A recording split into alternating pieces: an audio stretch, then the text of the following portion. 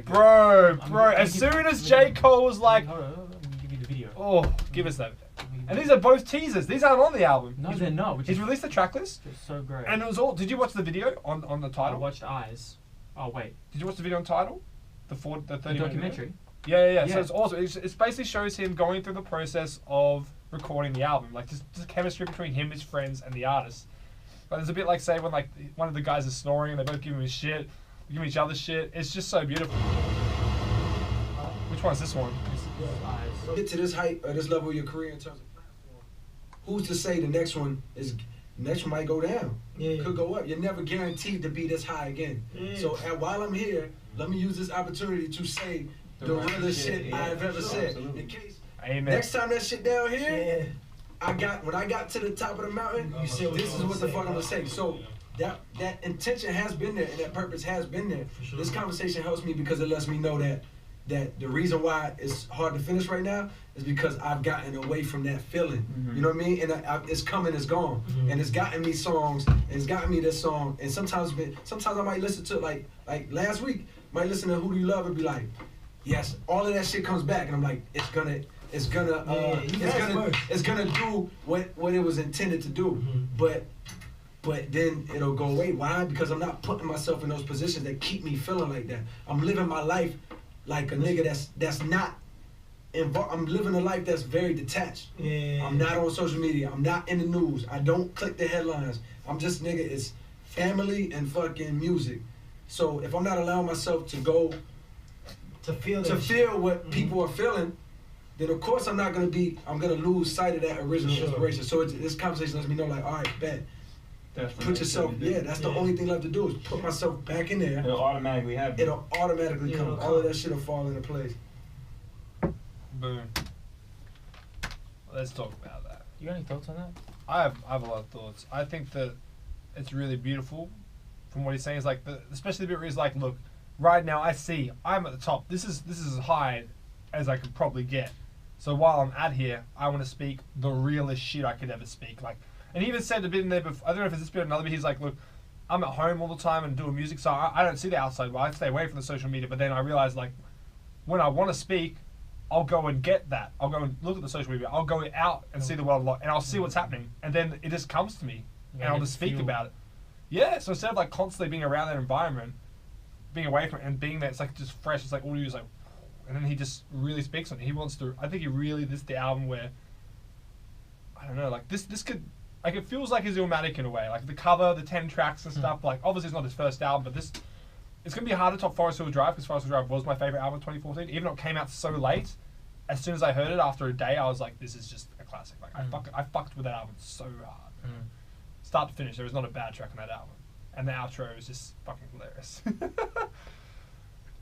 So I really hope that, and then with the 2 tracks that we hear, the teasers during this documentary, the first one, False Prophets, Everybody Dies. False Prophets is my favorite one. Also, no, sorry, Everybody Dies is my favorite one. The one where he's on the back of the bus, just rapping. The beats super fucking smooth. This is Warm Up. If you're a fan of Cole, Warm Up, Come Up, Warm Up Cole. These are exactly. It's like kind of a mix of like that and 2040 Forest Hill Drive. Those sort of flows, that sort of Cole. It's got the hunger, but still the new school Cole. And he says, "We back." Yeah. And he's referenced Muhammad Crib. Oh my god. The light be coming through it in the morning. The immature 8-week rappers, lil whatever, just another short bus rapper. Fake hear that, little Uzi? Talk bus trappers, Napoleon complex, you this tall rappers. Get exposed standing next to 6'4" rappers. Chosen by the white man, you hit store rappers. I reload the clip, then I hit more rappers with that straight. Never knew a nigga that was better. Revenue, I'm good at getting cheddar. Reminisce on days I didn't eat. If it's meant to be, then it'll be. If it's not, then fuck it, I'ma try. Ain't no need to ask the father, I know. Whoa. Cause one day everybody gotta die. One day everybody gotta die. I really love when he hits that cadence and hits that flow. And he's just having fun, like just the way he moves, man. I wish he had more of that flow. And it's just been such like. Did you see that Vine, or was the Vine that video was out of the guys that were like listening to 21 Savage and they're like hunched around wearing like the dog tag, like all that sort of stuff? I didn't see that. So pretty much there's a video around of all these people like listening to like 21 Savage and like the Little Uzi and that sort of stuff, and they'll crowd around and like some guy's like, "Yo man, J. Cole's released an album, and then he just sort of build up, and then the guy just starts crying, like takes off like everything. He's like, man, my kids, like just basically saying like, there's been no good rap out there. They've been listening to all this shit, and finally some good shit's coming back. Speaking of. Man, I mean, Bunch of words and ain't saying shit. I hate these rappers, especially the amateur 8-week rappers. Lil whatever, just another short bus rapper. Fake drug dealers turned tour bus trappers. yes. Napoleon complex, you this tall rappers. There are a lot of Lils out here. Get exposed standing next to a 6'4" rapper. Guess who else is about that height? Mick Jenkins. You know what I like? You know how he says the this tall rappers? Because it's only a teaser and it's just a video, it works perfectly. Because if it wasn't a video, it wouldn't make sense. Because he does the thing, but that's all it is. And it's really cool because this, I remember in the documentary that he's in the car with the guy, like, look, man, if you want to really get attention before coming, like, put out a track that's like addressing everything about exactly everything that he says. This is real, man. And then straight afterwards they put it out. And then False Prophets. We listen to this or? Yeah, we're gonna listen to this again, and I just want to say that's some real shit. He puts it in a really eloquent way. Just some like he's always been really professional. Like he hasn't been like a crazy lyricist, but just the way that he speaks with his voice and the way that he words it. Yeah. Like he just knows how to just deliver it. He's the deliverer, man. And I've said this to a few friends. If J. Cole delivers on this album, he's gonna enter my top 5 for fucking sure. Cole, you want to do that? He's in my top 10. He's in my top 10. He's really self-aware in this False Prophets track. Yeah. You know, if we hear this. Shout out to Joey Badass too. Got the beat. Yeah. I want to dissect these lyrics real quick, man. Just check this out. There's shots everywhere, man. Well, not these shots. More him just making statements. Yeah, and you know, it really makes me see. Because here's the thing, J. Cole is really respected in the industry. So when you have a Kanye stan like me, go ahead and hear J. Cole, someone who I have immense respect for, someone who I have immense love for, and I hear him saying these things on Kanye, I'm like, it makes me rethink from the other perspective. I'm like, damn, he was my prophet, but maybe right now he's actually turning into a false prophet.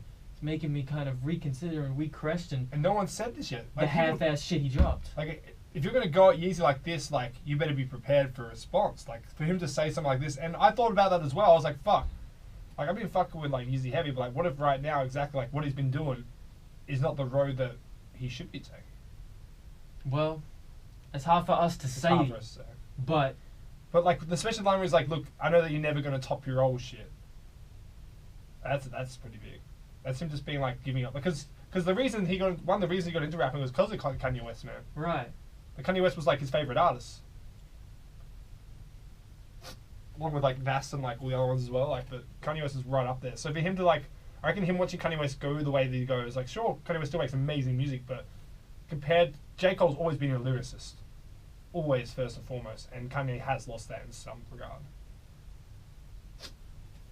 So I feel like that's where he sort of looks at him and it's like, man, like you like the track, was it Let Nas Down?